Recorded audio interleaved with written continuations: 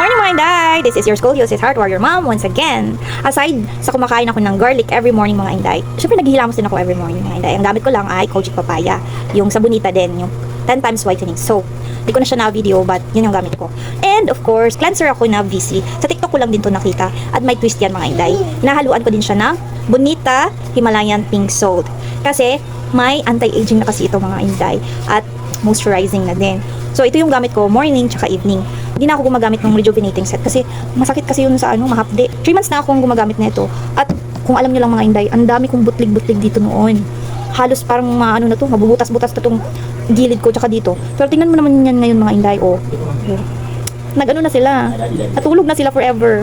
Yun lang yung gamit ko as in. So, kung gusto nyo pong to mga inday, nandyan lang ko sa yellow basket ko. So, hindi natin ha. Sasabihin nyo talagang ilagay ko lang siya sa lagayan. Recycle ba mga inday? Alam niyo kung ano to? Yung basyo to ng Johnson ng anak ko na baby bath. So, sayang naman kung itapon ko. So, recycle ko na lang mga inday. Para ma-mix ko yung ginawa kong cleanser. Yan. Ganyan lang ang paggamit ko mga inday. Every morning. Tsaka evening, bago matulog, pumupa na yung mga tigilid ko sa mukha. And then, parang naging fresh din siya.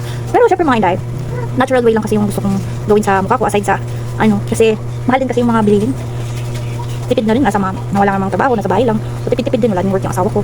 Gawa ng kailangan din akong antabayanan. Yan lang mga inday, ganun lang. Yung normal lang na ginagawa niya sa mukha niya.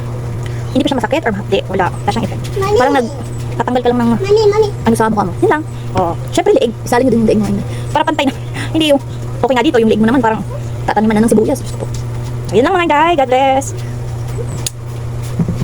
Nasa comment section or nasa yellow basket mga inday.